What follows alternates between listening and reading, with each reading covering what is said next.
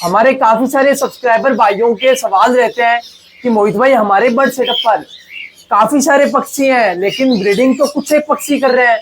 हमारे पास में 20 जोड़े हैं बजीज पैरेट के, लेकिन ब्रीडिंग सिर्फ 5 जोड़े ही क्यों करते हैं, बाकी के पक्षी ब्रीडिंग क्यों नहीं कर रहे हैं। और हमारे पास में सभी बर्ड्स ब्रीडिंग करते हैं लेकिन अच्छी ब्रीडिंग नहीं होती। हमारे बर्ड सेटअप पर ब्रीडिंग में जो बच्चों की एवरेज है वो काफी कम आती है। मोहित भाई आप तो बताते हैं कि हमारे बर्ड सेटअप पर लगभग 4 बच्चों की 5 बच्चों की एवरेज आती है। एवरेज मीन्स ये है कि 20 जोड़े हमारे बर्ड सेटअप पर रखे हुए हैं और एक क्लच में 100 बच्चे निकल रहे हैं, यानी कि जो हमारे पास में ब्रीडिंग का रिजल्ट आया है वो प्रत्येक जोड़े ने 5 बच्चे निकाले हैं। तो हमारे बर्ड सेटअप पर 100 बच्चे आए हैं। तो काफी सारे भाई कहते हैं कि मोहित भाई हमारे बर्ड सेटअप पर तो एक बच्चे की भी एवरेज नहीं आती या 1-2 बच्चों की एवरेज आती है, यानी 20 जोड़े हैं। ओवरऑल अगर देखा जाए एक क्लच में तो कुल में बच्चे आते हैं 15-20, यानी एक बच्चे की भी एवरेज नहीं आई। तो ऐसा क्यों होता है दोस्तों? कहीं ना कहीं मैं ये समझता हूँ कि इसका कारण होता है कि आप सभी के द्वारा सबसे बड़ी गलती की जाती है कि आप सही पक्षी का चयन नहीं करते। एक तो बर्ड की हेल्थ और दूसरा बर्ड की उम्र, बर्ड की एज, इन दो चीजों को देखकर आप अपने बर्ड का चयन कर सकते हैं ब्रीडिंग के लिए।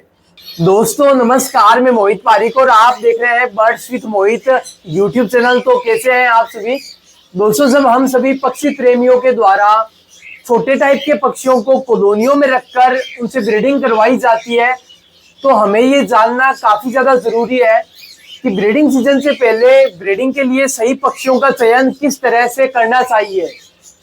अगर हम ब्रीडिंग सीजन से पहले ब्रीडिंग के लिए सही पक्षियों का चयन नहीं करते हैं तो इससे हमें क्या नुकसान होता है, अगर हमें चयन करना चाहिए तो इससे हमें क्या फायदा होता है।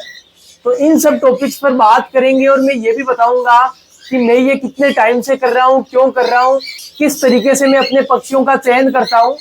आप सभी जानते हैं कि ब्रीडिंग सीजन जब हम रोकते हैं उस समय तक हमारे पास में बर्ड से कॉलोनियां भर जाती है, लेकिन जब हम ब्रीडिंग लेने की शुरुआत करते हैं उस समय हम कुछ ही बर्ड को अपनी कॉलोनी में रखकर अच्छी ब्रीडिंग करवाना चाहते हैं। दोस्तों हर एक पक्षी प्रेमी भाई अलग अलग तरीके से एफर्ट्स लगाता है अपने बर्ड से अच्छी ब्रीडिंग लेने के लिए।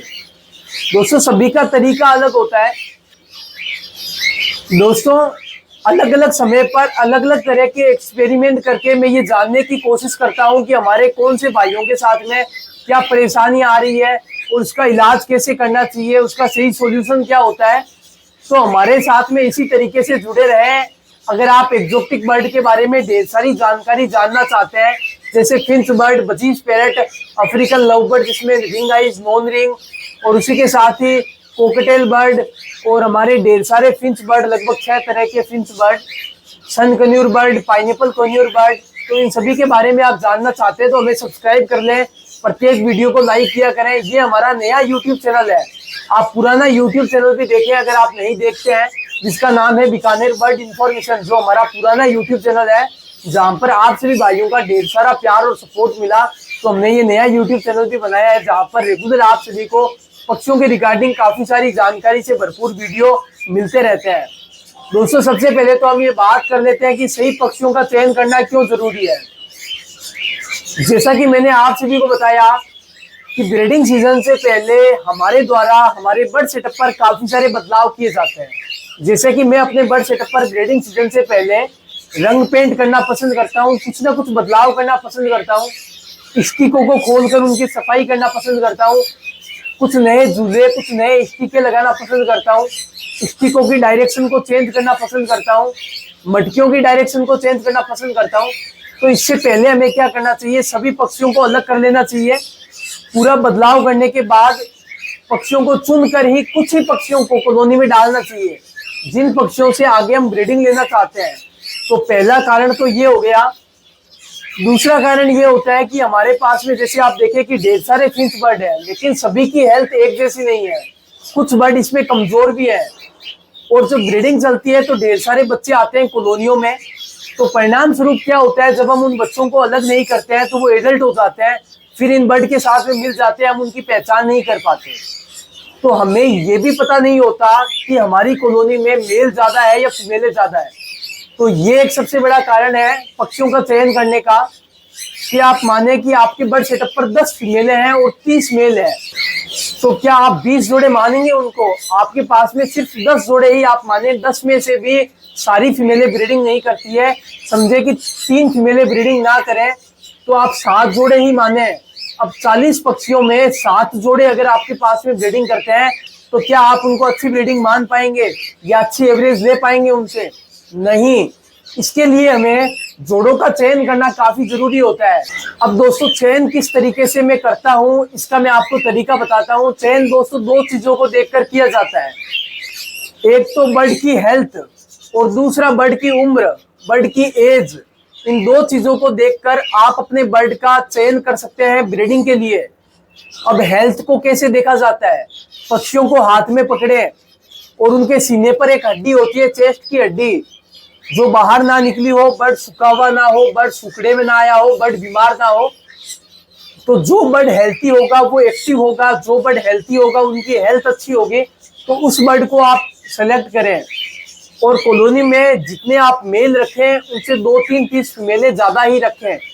अगर आपने 20 मेल रखे हैं तो उसमें 3 फीमेलें ज्यादा रखें, क्योंकि काफी बार कुछ फीमेलें ब्रीडिंग नहीं करती है। मेल तो काफी बार एक ही मेल कई सारी फीमेलों के साथ में जोड़ा लगा लेता है, ऐसा मैंने आमतौर पर बजीज पैरेट में देखा है। तो दोस्तों जो बातें मैं आप सभी को बता रहा हूँ वो मेनली फिंच बर्ड को लेकर ही नहीं है। फिंच बर्ड, बजीज पैरेट और लव बर्ड, मैं बात कर रहा हूँ छोटे टाइप के बर्ड की, और ये 3 बर्ड छोटे टाइप के पक्षियों में ही आते हैं। अब इनमें भी हम बात कर रहे हैं उन बर्ड पर जो कि नॉर्मल प्रजाति है, नॉर्मल म्यूटेशन है। हाई म्यूटेशन को तो हमारे अधिकतर भाई सेपरेट करके ब्रीडिंग करवाते हैं, तो उसमें हमें ये जानने की जरूरत नहीं रहती।